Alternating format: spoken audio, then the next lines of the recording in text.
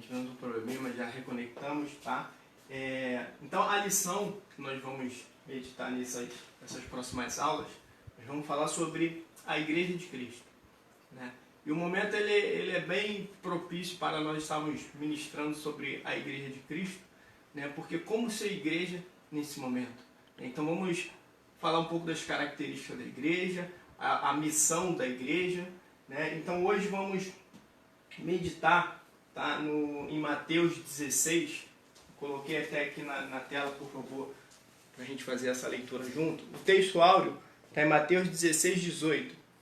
Pois também eu te digo que tu és Pedro, e sobre esta pedra edificarei a minha igreja, e as portas do inferno não prevalecerão contra ela.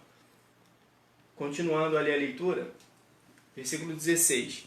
E Simão Pedro respondendo disse: Tu és o Cristo, o Filho do Deus vivo. E Jesus respondendo disse: Bem-aventurado és tu, Simão Barjonas, porque não te revelou a carne e o sangue, mas meu Pai que está nos céus. Pois também eu te digo que tu és Pedro, e sob esta pedra edificarei a minha igreja, e as portas do inferno não prevalecerão contra ela. Nessa leitura que nós fizemos, né, ali o Senhor ele fala com Pedro, né, os discípulos estão conversando com Cristo, e Jesus faz a seguinte pergunta para ele: quem dizes os homens estão dizendo que eu sou? Alguns Jeremias, João Batista, Elias, ou um dos profetas, né? E se Jesus perguntasse para nós hoje, né, para você, quem eu sou? Porque foi essa pergunta que Jesus fez. Porque a gente tinha ali duas situações, né? A visão externa e a visão interna. A visão externa era daquele pessoal, daquele povo que não estava com Cristo, vivendo com Cristo, convivendo com Cristo. E a visão interna era daqueles discípulos que estavam dia a dia convivendo com o nosso Senhor. E Jesus Cristo já sabia ali da visão externa. Uns achavam que ele era João Batista, outros achavam que ele era Jeremias, Elias ou alguns profetas. E Jesus direciona a pergunta para os de dentro, para os que estavam com ele dia após dia: e para você, quem eu sou? E Simão, né, ali tomado pelo Espírito Santo, podemos dizer assim, porque o próprio Cristo revela que não foi a carne e o sangue que o revelou, mas sim o Pai que estava nos céus. E ele fala: não, tu és Cristo, o Filho do Deus vivo. Né? Que nós possamos ter verdadeiramente essa certeza, que Jesus Cristo, ele é o Messias, né? Que veio ao mundo, morreu na cruz e ressuscitou para a remissão dos nossos pecados. Por isso que nós somos uma igreja. Por isso que nós somos o povo de Deus, a nação eleita, né? Então Pedro, nessa situação aqui, ele afirma: não, tu és Cristo. E aqui há um problema, muitas vezes até de interpretação, que quando leem essa frase, e eu te digo que sob esta pedra edificarei a minha igreja, a pedra não era Pedro, né? Mas a pedra é a verdade. A verdade de quem? Que Cristo é o Messias. Então esse é o fundamento da igreja, esse é o alicerce da igreja, Jesus. Então, para a gente começar a estudar, né, a igreja de Cristo, de fato a gente tem que entender qual é o fundamento da igreja, qual é o alicerce da igreja, que é o nosso Senhor Jesus Cristo, né? Eu até coloquei aqui no grego, né, o Pedro, né, ele vem do Petros, que significa um fragmento de pedra. Já a segunda pedra, né, que Jesus menciona ali, que na nossa tradução ela vem como pedra, mas na verdade ela é Petra, que significa rocha, né? Coloquei aqui até uma imagem para exemplificar. A rocha é o todo, é o grande, e o Petros é um fragmento de pedra. Então, que possamos ter a certeza que o fundamento da igreja, o que nos mantém de pé, né, o que nos faz, o que nos une, né, como corpo de Cristo, como membros, mesmo estando nesse isolamento, um pouco distantes um do outro, mas não estamos desmembrados, não saímos do corpo, não saímos da árvore, né, não fomos ali cortados, né, dessa árvore que é a videira verdadeira. Que você na sua casa, que eu aqui, né, cada um nesse momento de isolamento, não se esqueça disso. Eu continuo sendo igreja, eu continuo estando alicerçado em Cristo, né? Mais para frente a gente vai falar outras funções da igreja, né? E o que complementa e que nos faz ser igreja, né? Que tem a parte administrativa, a parte ministerial, e isso tudo é bíblico também, né? Em Atos capítulo 4, diz assim, a partir do versículo 11: Ele é a pedra que foi rejeitada por vós, os edificadores, a qual foi posta por cabeça de esquina. E nenhum outro há salvação, porque também debaixo do céu nenhum outro nome há, dado entre os homens pelo qual devamos ser salvos. Ou seja, qual o nosso caminho para a salvação? Qual é a alicerce para a igreja, né, naquele grande dia ser arrebatada com o Senhor, ou os que dormem também serem levados aos céus? É Jesus, né? Ele foi a pedra, rejeitadas pelos homens. Então, quando Cristo está falando com Jesus Jesus está falando com Pedro, referência à pedra, ele está falando dessa pedra, que ele foi a pedra viva, a pedra de esquina, a pedra que os edificadores rejeitaram. Ele é a pedra, ou seja, ele é a pedra fundamental da igreja. Ele é o cabeça da igreja. Cristo é o cabeça da igreja. Com certeza, o Senhor, né, ele estabeleceu seus pastores, seus líderes, o seu ministério. Daqui a pouco nós vamos fazer a leitura onde Cristo ele envia aqueles 72 discípulos, né? E por que ele enviou 72 discípulos? Então a gente percebe que a igreja, eu sou igreja como o templo do Espírito Santo, sim, mas a união de pessoas, a comunhão, né? O próprio Cristo no partir do pão, ele fala que para que os discípulos ali estivessem juntos, e depois lá em Coríntios também, Paulo vem reforçando isso para a igreja de Coríntios, né? Todas as vezes que vos ajunteis, que eles viessem o quê? Celebrar a ceia, ou seja, o ajuntamento de pessoas, ele é necessário, ele é fundamental também para a igreja. Definição do que é igreja. A igreja no grego, né, eclésia, significa chamados para fora. Originalmente, os cidadãos de uma cidade eram chamados mediante o toque de uma trombeta, que os convocava para se reunirem como assembleia em determinado local, a fim de tratarem de assuntos comunitários.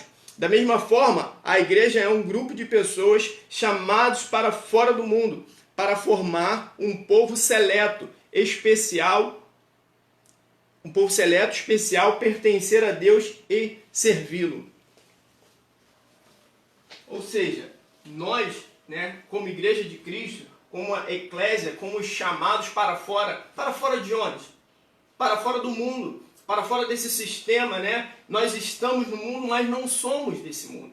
O Senhor Jesus, ele até, quando ele ora, lá em João, no livro de João, ele ora não somente pelos discípulos que ali estavam com ele, mas os que haviam de vir, né? Porque estariam no mundo, mas não pertenceriam ao mundo. Então essa é a grande, talvez, dificuldade do ser humano compreender a igreja. Eu estou no mundo, mas eu não pertenço a esse mundo. Os meus desejos, os meus anseios não podem estar só firmados e alicerçados nesse mundo, porque eu faço parte da igreja de Cristo. Eu faço parte dos chamados para fora. Eu fui chamado para fora desse mundo. Você foi chamado para fora desse mundo.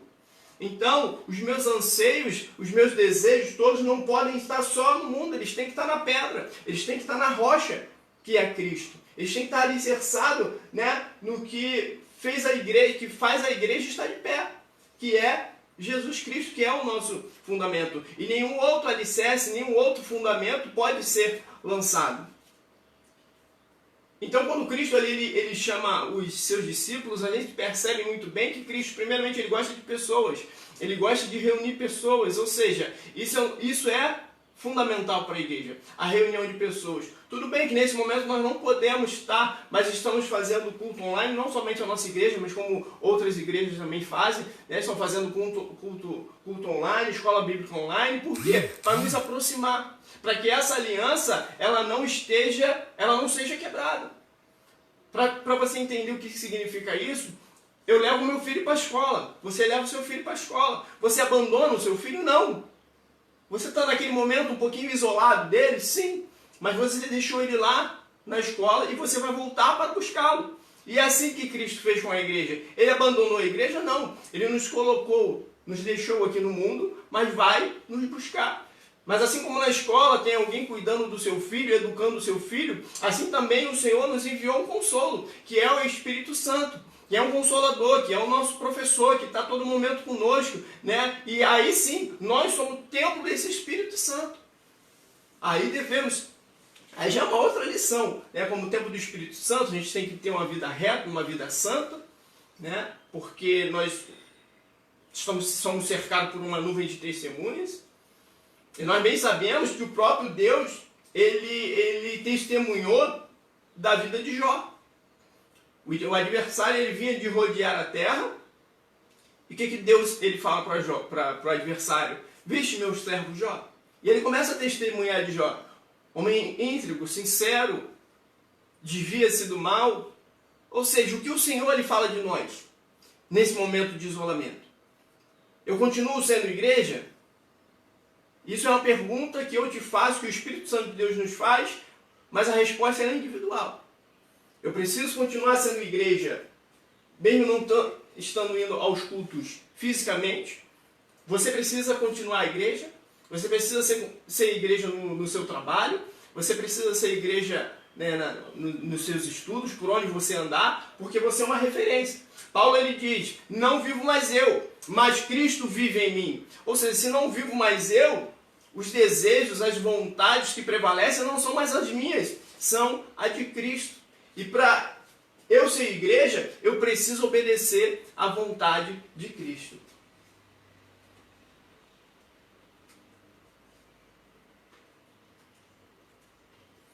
A visão cristológica da igreja. Certa ocasião, Jesus interrogou os seus discípulos acerca do que as pessoas pensavam a respeito dele. Após ouvir suas várias respostas, o mestre lhe fez uma derradeira pergunta: e vós, quem dizeis que eu sou? Pedro, inspirado pelo Espírito Santo, respondeu imediatamente: tu és o Cristo, Filho do Deus vivo. A partir dessa resposta, Jesus fez uma enfática declaração revelando aos seus discípulos a edificação, a jornada e o futuro da sua igreja na terra. O Senhor afirmou a Pedro: tu és Pedro, e sob esta pedra edificarei a minha igreja, e as portas do inferno não prevalecerão contra ela. Nós já falamos um pouco disso, e aqui vamos focar nessa parte aqui. E as portas do inferno, edificarei a minha igreja, e as portas do inferno não prevalecerão contra ela. As portas do inferno, né, a vontade do inimigo, não podem prevalecer na minha vida, não podem prevalecer contra a sua vida, não podem prevalecer contra a igreja de Cristo. Porque aqui, como o Senhor ele é bem enfático, ele fala, né, edificarei a minha igreja. Ou seja, é uma obra que realmente seria feita, que seria realizada.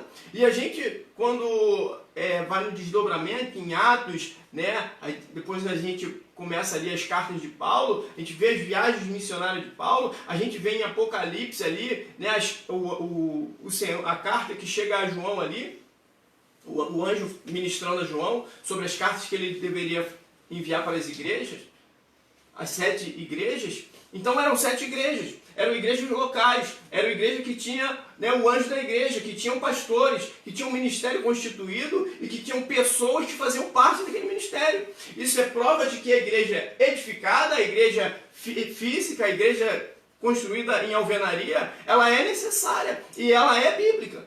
A gente não pode se anular, dizer que eu sou o templo do Espírito Santo e o edificar de uma igreja local não é mais necessário.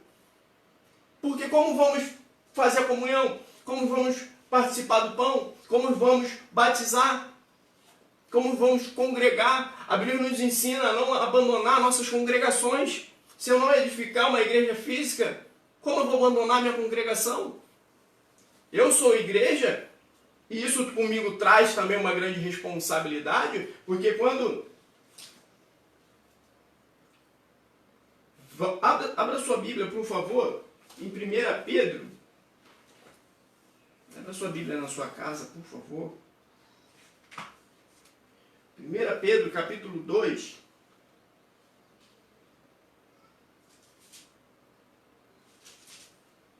A partir do versículo 4. Olha o que o Senhor nos diz. Olha o que Pedro nos ensina também.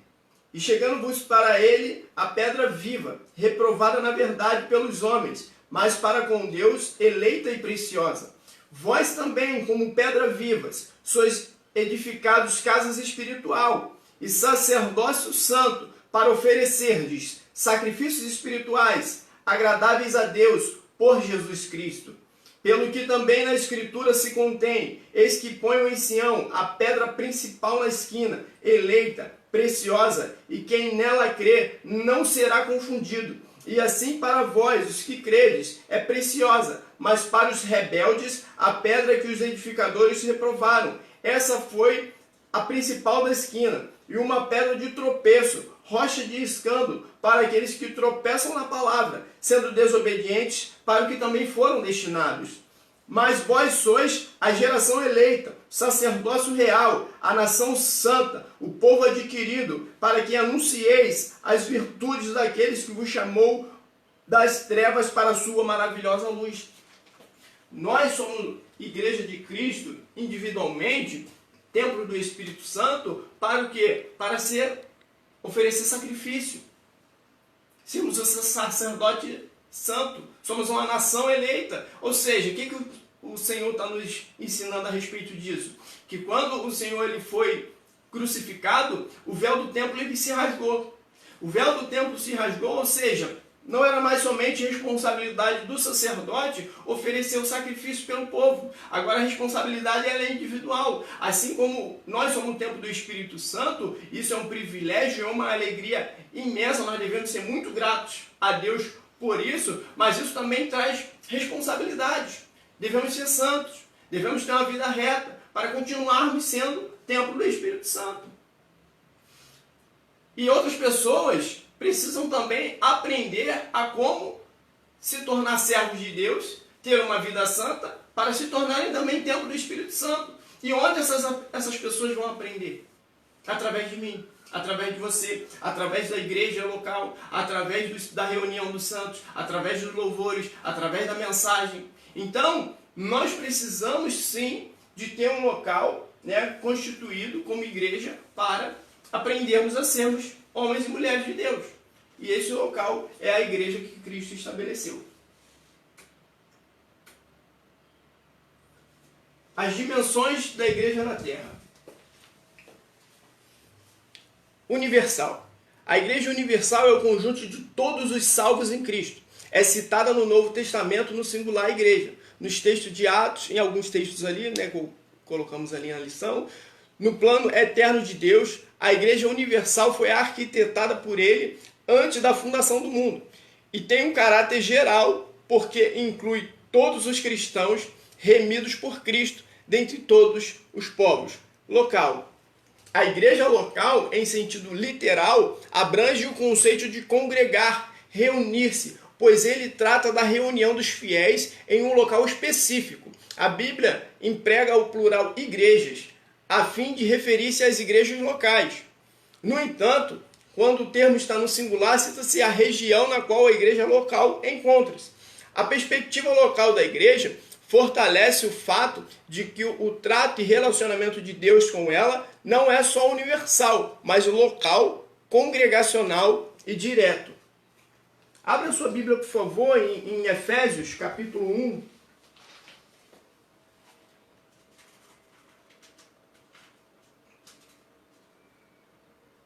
Efésios, capítulo 1.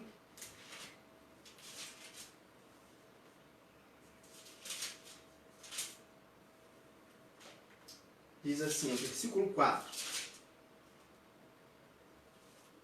Vamos ler a partir do versículo 3. Efésios 1, a partir do versículo 3. Bendito Deus e Pai de nosso Senhor Jesus Cristo, o qual nos abençoou com todas as bênçãos espirituais nos lugares celestiais em Cristo, como também nos elegeu nele antes da fundação do mundo, ou seja, o Senhor nos elegeu, o Senhor nos preparou para constituir, nos unir, né, dentro de uma igreja, antes da fundação do mundo, para que fôssemos santos, irrepreensíveis diante dele em caridade, e nos predestinou para filhos de adoração por Cristo Jesus, ou seja, através de Cristo Jesus, para si mesmo, segundo o beneplácito de sua vontade, para louvor e glória da sua graça, pela qual nos fez agradáveis a si no amado, em quem temos a redenção pelo seu sangue, a remissão das ofensas, segundo as riquezas da tua graça, que ele tornou abundante para conosco em toda a sabedoria e prudência. Aí continua lá no versículo 10, ó, de tornar a congregar em Cristo todas as coisas, na dispensação da plenitude dos tempos, tanto os que estão nos céus como os que estão na terra. Então, a igreja de Cristo, né? Então aqui nós temos três, digamos assim, patamares. A igreja, eu, como igreja, templo do Espírito Santo. Isso eu tenho uma missão, eu como igreja individualmente. A igreja de Cristo, universal, ou seja, todos os santos, todos aqueles que, né, reconhecem o Senhor como Salvador da sua vida. E a igreja local, ao qual o Senhor destinou lá, né, cada igreja, um pastor, ao anjo da igreja, né? Então cada um, Deus instituiu um para pastores, uns para profetas, uns para doutores. Então tem, né, essa missão e essa função que nós vamos estudar adiante. Deixa eu beber um pouco de água aqui, irmão.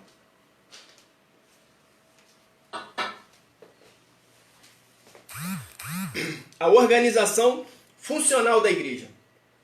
A organização administrativa da igreja. A igreja é tanto um organismo espiritual quanto uma organização que necessita do trabalho de pessoas nos vários órgãos funcionais da igreja local. Organização funcional da igreja refere-se à administração dos recursos materiais humanos de que ela dispõe, para que não haja interrupções no seu crescimento quantitativo e qualitativo. Por favor, abra a sua Bíblia em Atos, capítulo 6. Alguns versículos eu fiz questão de deixar assim para a gente fazer essa interação, né, dos irmãos abrirem a Bíblia, para a gente sentir mais próximo um do outro. Atos, capítulo 6. Olha o que diz a partir do versículo 1. Atos, capítulo 6, a partir do versículo 1. Ora, naqueles dias, crescendo o número dos discípulos, houve murmuração dos gregos contra os hebreus, porque suas viúvas eram desprezadas no ministério cotidiano. E os 12, convocando a multidão dos discípulos, disseram: não é razoável que nós deixemos a palavra de Deus e sirvamos as mesas. Escolhei, pois, irmãos, dentre vós, 7 varões de boa reputação, cheios do Espírito Santo, de sabedoria, aos quais continuamos sobre este importante negócio, mas nós perseveraremos na oração e no ministério da palavra. E este parecer contentou a toda a multidão, e elegeram Estevão, homem cheio de Deus e do Espírito Santo, Filipe, Prócoro, Nicanor, Timão, Parmenais e Nicolau, prosélito de Antioquia. Então, o que nós acabamos de ler aqui, irmãos? Podemos até parar aqui pelo versículo 5 mesmo. O que acabamos de ler? Uma organização administrativa da igreja. Porque os 12 apóstolos estavam ali, começaram a ter algumas questões ali entre gregos e hebreus, as suas viúvas que estavam desamparadas, e eles falaram: não tem como nós ficarmos cuidando disso. Isso já é uma função administrativa. O que nós vamos fazer? Vamos instituir homens, né, cheios do Espírito Santo de Deus. E eles elegeram ali esses 7 homens aqui, qual falamos, e o que ele deixa muito importante no versículo 3, ó, vamos reler o versículo 3. Escolhei, pois, irmão dentre vós, 7 varões de boa reputação, cheios do Espírito Santo, de sabedoria, aos quais constituamos sobre este importante negócio. Ou seja, se você não é um ministro de Deus, que ministra a palavra, não é um pastor, mas você tem uma função administrativa na igreja, é um importante negócio. Você é muito útil também para a igreja do Senhor. Todo o corpo ele é útil, né? O dedo ele não pode falar que ele é mais importante do que o dedo polegar, por exemplo, que é um dedo maior. Ele não pode dizer para o mindinho que o mindinho é menos importante. Ou a mão é mais importante do que a orelha. Não, cada um tem a sua função e nós, todos juntos, na reunião, né, na união de todas as nossas forças, de todos os dons que Deus derramou sobre nós, nós somos uma igreja. E algo muito importante que a gente aprende ali é que ele escolhe 7 homens. Mas esses homens antes eles estavam onde? Ele falou, escolhe 7 discípulos. Eles já eram discípulos. Eles só não eram, eles não estavam ali com uma função ativa ali digamos assim, ministerial, né, organizacional dentro da igreja. Um exemplo hoje, né, nós temos a secretaria, temos a tesouraria, temos professores, temos várias funções dentro da igreja. Então cada um, dentro da sua função, tem um importantíssimo papel. Porque imagine se o pastor da nossa igreja ou de outra igreja tivesse que fazer tudo. Tivesse que cuidar da tesouraria, tivesse que imprimir uma carteirinha, tivesse que fazer uma carta, não ia dar. Então, para que o pastor fique mais aliviado com a palavra de Deus, né, com a visitação dos irmãos que precisam, né, com a busca do Espírito Santo, ele fez isso. E da onde a gente está tirando isso? Da Bíblia. Isso é bíblico. E o importante também é que eles já eram discípulos, ou seja, eles já faziam parte de uma igreja. Eles precisavam congregar, eles precisavam estar exercendo ali diariamente, aprendendo o dia a dia, porque quando a igreja precisar buscar pessoas de boa reputação, cheias do Espírito Santo e de sabedoria, já tem aonde achar. Tá? Isso é mais uma prova de que a igreja local, ela também é necessária. Agora vamos estudar um pouco sobre a organização ministerial da igreja. Esta forma de organização diz respeito ao governo da igreja local através de homens vocacionados, capacitados por Deus para o exercício do santo ministério eclesiástico. Ao longo da trajetória da igreja, temos várias formas de governo eclesiástico: local, distrital, regional, nacional. Por meio do Novo Testamento, verificamos que a autoridade administrativa e espiritual da igreja local é competência do pastor. Todos os demais cargos e funções submetem-se à autoridade pastoral. Na igreja, também há cargos de caráter espiritual, conforme expõe a Escritura, em Efésios 4, 11. Abra sua Bíblia, por favor.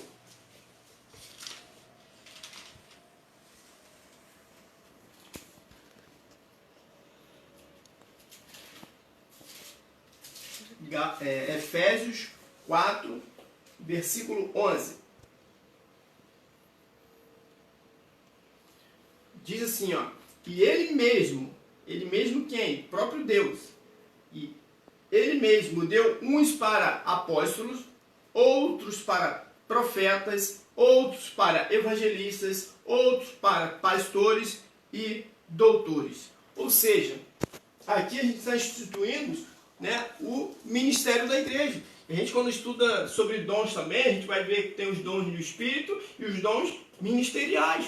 Cada um tem um chamado, cada um tem uma função, cada um tem um propósito. A gente vê no decorrer da Escritura que Deus ele gosta muito de organização. A gente vê a forma que Deus criou o mundo.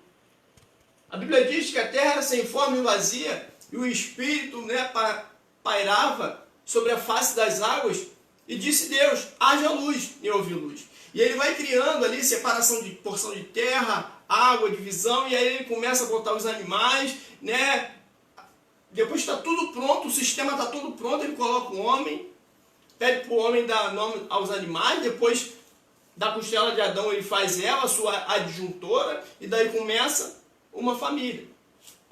O que eu aprendo com isso? Que Deus ele gosta de organização. Você vê quando Deus ele pede para construir os tabernáculos, ele vem com toda a planta, ela tem que ser um pano dessa forma, o desenho dela é dessa forma, ela vai ser virada assim, as tribos vão ficar ao redor do tabernáculo, ou seja, aprendemos que o Senhor ele gosta de organização em sua obra. Então, para organizar a igreja local, né, para organizar a igreja de Cristo, ele chamou uns para apóstolos, outros profetas, evangelistas, pastores, doutores. Tá? Então, por isso, as igrejas têm um ministério. Isso não saiu da cabeça de nenhum pastor, né, de A de B. Isso saiu da palavra de Deus. Então, se está na palavra de Deus, nós, como igreja de Cristo, precisamos obedecer. Por que a gente está fazendo todo esse estudo? Né? Porque para a gente entender o valor da igreja, para que você entenda o seu valor também como ajudador da obra, ou como ministro, ou como uma professora, alguém que fica na salinha, ou uma secretária, para você entender o seu valor. Você é importante, assim como ele falou lá em Atos capítulo 6, né, Pedro, ele, como foi instituir aqueles diáconos, né, ele falou, olha só, para esse importante negócio, o que você faz é importantíssimo para a obra de Deus e para que a igreja não fique somente nas costas do pastor. Não fique pesada para o pastor, não fique pesada para A, para B. Então, na união de pessoas, a gente torna a obra mais, digamos assim, mais leve para que cada um exerça o seu ministério. E a gente vê que foi sempre assim, o próprio Moisés, quando estava com todo aquele povo no deserto, o sogro Jetro, né, o seu sogro Jetro chega diante dele e fala, meu filho, você não vai aguentar, você não vai suportar, institui líderes de 100, líderes de 10, né, ou seja, divide, cria um ministério, cria uma organização para que você consiga, aqueles negócios mais importantes, eles vão chegar até você, o que der para eles resolver, eles vão resolver, para não ficar muito pesado para Moisés. A organização espiritual da igreja. Essa organização refere-se essencialmente à sua liturgia. Trata-se da ministração do culto, da adoração coletiva, das ordenanças deixadas por Jesus, como a ceia do Senhor e o batismo em águas. Mesmo que não haja uma forma prescrita e específica de liturgia nos cultos, devemos primar em manter os princípios ensinados por Jesus, no sentido de promover a comunhão com Deus e com os irmãos. Na realização do culto, deve-se evitar tanto o formalismo que engessa a liberdade da adoração a Deus em espírito e em verdade, quanto a espontaneidade individual sem limites, que vulgariza e profana o culto racional que devemos prestar continuamente a Deus.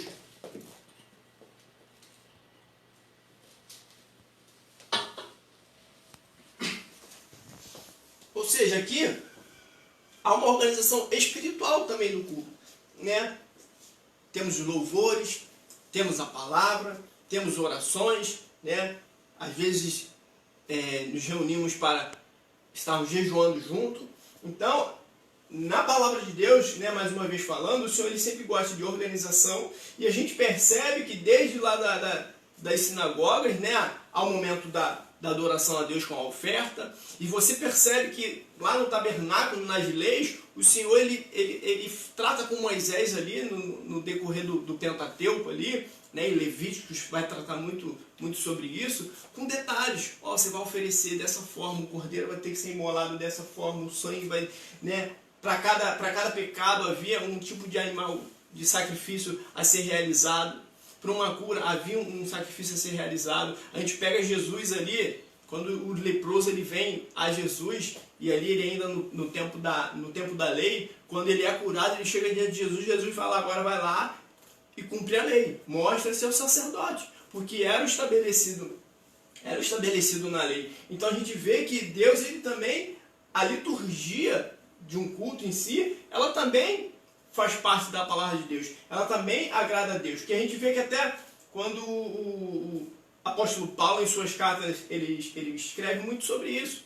Né? Em Coríntios, ele repreende eles algumas vezes ali, como fazer o culto, como adorar a Deus, né? De forma racional, né? Então, mas somos templo do Espírito Santo, somos usados por Espírito Santo, sim, mas o Espírito Santo ele é sujeito também ao profeta, amém? Mas isso é uma outra lição, que a gente quer tratar aqui, de que é feito o culto? De louvores, de palavras, tá? De que é feita uma igreja num todo? Da Santa Ceia, do batismo. A gente vê no batismo que o próprio Jesus, ele é batizado. E João, quando Jesus chega a ele fala, não preciso te batizar. Ele, não, para se cumprir o que for profetizado, eu estou aqui, você vai me batizar. Ou seja, o próprio Cristo se batizou, quem somos nós para não descermos as águas? Quem somos nós para irmos contra o batismo nas águas? Então, por isso que a igreja batiza. Porque está onde? Está na palavra de Deus. Aqui temos algumas referências bíblicas, tá? Mateus 28, Lucas 22, né? Que vamos falar tanto do batismo, da ceia. A gente vê também o livro de João, falando sobre o próprio batismo de Jesus.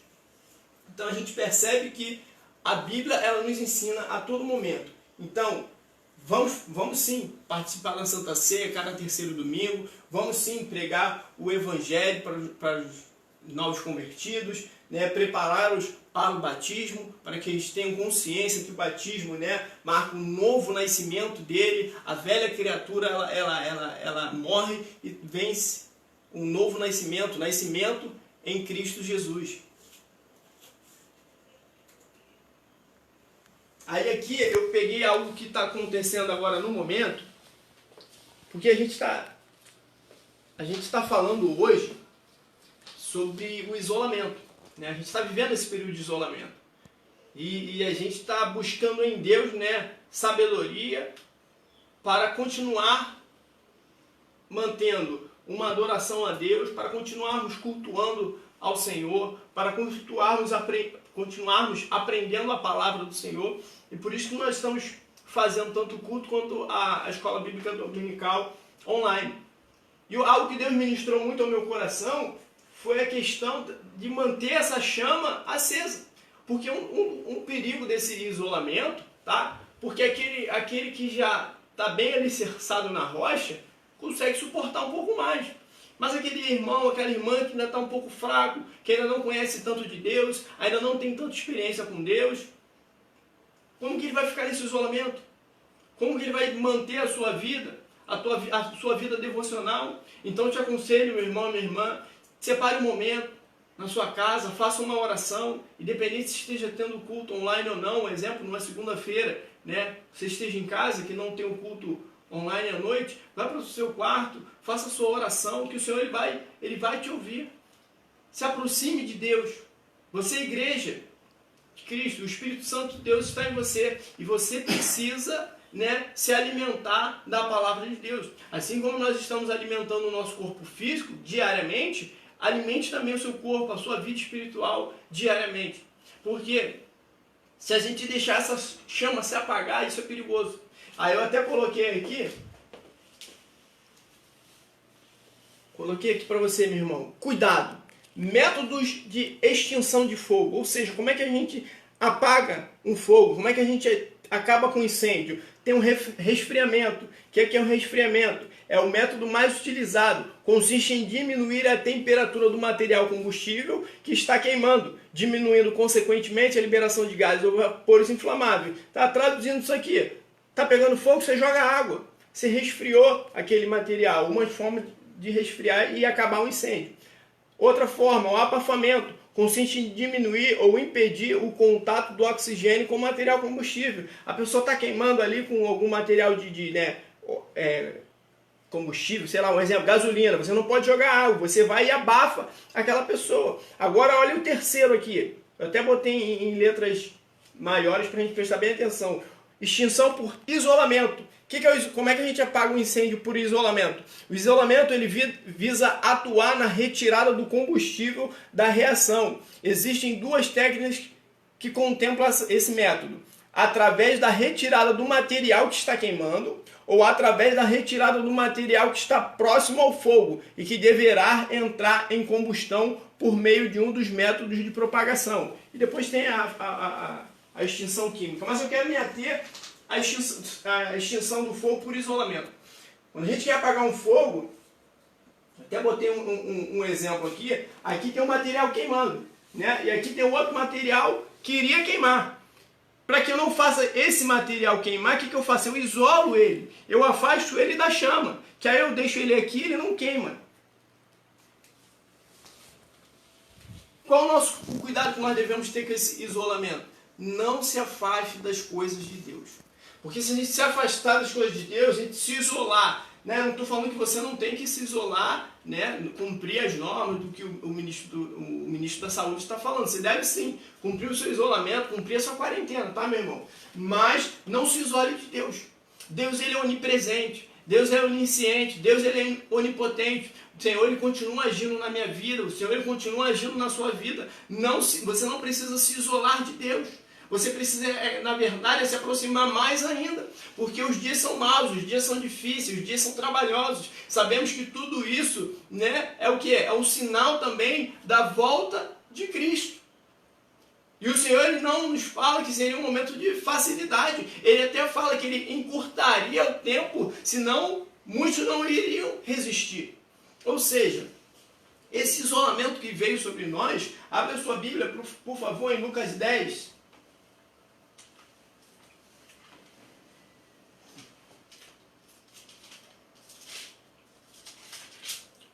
Lucas 10, versículo 1, olha o que diz. Lucas 10, versículo 1. E depois disso, designou o Senhor ainda outros 70 e mandou-os adiante da sua face, de 2 em 2, a todas as cidades e lugares aonde ele havia de ir. E o Senhor chamou aqueles 70 discípulos e deu a missão para eles. E falou para eles irem de 2 em 2. Porque não queria que eles ficassem o quê? Não queria que eles ficassem em isolamento. Porque 2 em 2, qual a importância de andar 2 em 2? Abre a sua Bíblia aqui, Eclesiastes.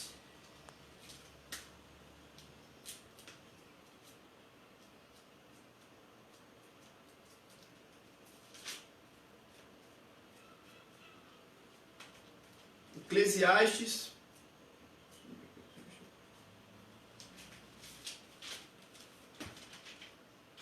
Eclesiastes capítulo 4.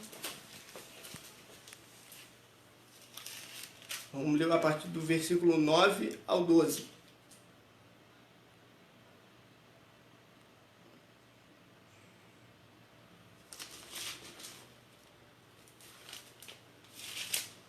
Olha o que a Bíblia nos ensina. A partir do versículo 9. Melhor é serem 2 do que 1, porque tem melhor paga no seu trabalho. Porque se um cair, o outro levanta o seu companheiro. Mas ai do que estiver só, pois caindo não haverá outro que o levante. Então, o Senhor Jesus manda de 2 em 2. Eclesiastes fala que não é bom que fique só, porque tendo 2, um caindo, o outro levanta, mas se tiver só. Né? Então esse é o perigo desse isolamento. Não estou falando para você abandonar o isolamento material, mas não se isole de Deus. Né? A gente tem hoje o WhatsApp, a gente tem Facebook, a gente tem telefone, liga para alguém, conversa com alguém, busca um conselho, busca uma oração, liga para o pastor, conversa com o pastor, fala, pastor, estou me sentindo, sabe, se você estiver se sentindo fraca nesse isolamento, fraco, está vendo que a chama está apagando, liga para o pastor. Pastor, vamos orar. Pastor, estou me sentindo fraco, né? Estou precisando sentir um pouco da presença de Deus. E, pastor, alguém que você ligar vai orar por você. Porque a gente não pode deixar esse isolamento apagar a nossa chama. Porque quando o isolamento apaga a nossa chama, aí é perigoso. E com certeza o adversário vai tentar derrubar muitas pessoas nesse momento. Ele vai aproveitar desse momento e vai tentar derrubar aquele que não estiver vigilante. Amém, irmão? Então, concluindo, nessa lição estudamos as características fundamentais da doutrina da igreja, a fim de compreendermos suas dimensões terrenas e celestes. Você faz parte da igreja no seu âmbito. Você faz parte da igreja no seu âmbito universal? É uma pergunta, né? Está integrado e exerce o ministério de Jesus, que Jesus lhe confiou na igreja local? Trabalhemos enquanto é dia. Trabalhemos enquanto é dia. Porque será que quando o Senhor vier, Ele achará fé na terra? Se Ele achará fé na minha vida? Então que possamos, embora isolados, mas venhamos a continuar sendo a igreja de Cristo. Venhamos a continuar fazendo a diferença na terra. Venhamos a continuar, né, embora distantes, sim, mas não totalmente isolados de Deus, não totalmente isolados um do outro, porque você pode continuar orando por mim, eu continuo orando por você, a gente pode continuar conversando, a gente pode continuar ministrando a palavra de Deus, né, um para com o outro, profetizando um para com o outro, a gente continua sendo igreja, meu irmão. Nós continuamos sendo a igreja de Cristo, né? Como eu falei na última mensagem que eu preguei na igreja, né? Nada pode calar a voz de um adorador, nada pode calar a voz de Deus na terra. Então como igreja de Cristo, temos sim algumas missões, né? A próxima lição, né, só para os irmãos já ficarem sabendo, nós vamos falar sobre, né, a missão integradora da igreja, né? A igreja, o batismo, né, a sua finalidade integradora, né, de integrar, trazer para dentro aqueles que estão fora. Porque igreja vem do grego que é eclésias, ou seja, tirados para fora. Fomos tirados para fora desse mundo, meu irmão. Fomos tirados para fora desse mundo, minha irmã, para sermos a igreja de Cristo. E uma coisa importantíssima, Jesus, ele falou para nós: as portas do inferno não prevalecerão contra a minha igreja. As portas do inferno não irão prevalecer contra a sua vida, contra a minha vida, contra a igreja de Cristo. Embora isolados, mas a igreja de Cristo vai continuar de pé. Então eu termino aqui essa lição, peço para o pastor fazer as considerações finais, mas que os irmãos saibam que você continua sendo igreja. Amém. Que maravilha de estudo, né, irmão? Os irmãos possam tomar posse dessa palavra aí, colocar ela em prática, continuar em oração, como o nosso evangelista antes nos ensinou aqui nesta manhã. Estou muito feliz com essa aula, creio que foi muito edificante para a nossa vida. Iremos agora terminar uma oração e desde já também deixando o anúncio que logo mais nós teremos um culto também online abençoado, que os irmãos às 18 horas possam também estar ali cultuando, prestando culto conosco ali junto, para que o nome do Senhor venha a ser exaltado e o nome do Senhor venha a ser glorificado. Muito obrigado pela atenção de todos aí. Vamos orar. Deus, em nome do Teu Filho amado Jesus Cristo, eu quero Te glorificar, eu quero Te exaltar, Senhor, por esse ensino que foi ministrado nesta manhã para a nossa vida. E Te pedimos, ó Deus, que nós podemos, Senhor, não ser somente ouvintes, mas praticantes da Tua palavra. Que nós possamos colocar tudo em prática, para que o Teu nome, Senhor, venha a ser exaltado e glorificado. Muito obrigado, Senhor. Que Tu possa, Senhor, também estar contemplando cada um, Senhor, que assistiu essa aula, que tomou posse desse ensino. Que Tu possa entrar em cada lar agora, Senhor, tocando nossas vidas, glorificando, exaltando o Teu nome, quebrando as cadeias, quebrando as correntes, repreendendo as obras de feitiçaria, desfazendo as obras das trevas, Pai, jogando por terra todo esfriamento. Se há alguém, Senhor, que nesse momento, Senhor, se encontra fraco, sem força, que Tu possa tocar agora, que Tu possa, Senhor, derramar uma porção dobrada do Teu Espírito Santo, revestir a Tua igreja de unção, de poder, de glória, Senhor, porque a Tua palavra diz que nós devemos se revestir do Teu poder para resistir os dias maus. Espírito Santo, nesta manhã, Senhor, Tu é o Deus onipotente, onisciente, onipresente. Senhor, entra em cada lar agora, Senhor. Reveste a Tua igreja com a Tua unção, com o Teu poder e com a Tua glória e nos dá a vitória. Dá-nos um resto de dia tranquilo na Tua presença, em nome de Jesus. Amém e amém. Deus abençoe a todos. Muito obrigado. Está terminado, em nome de Jesus.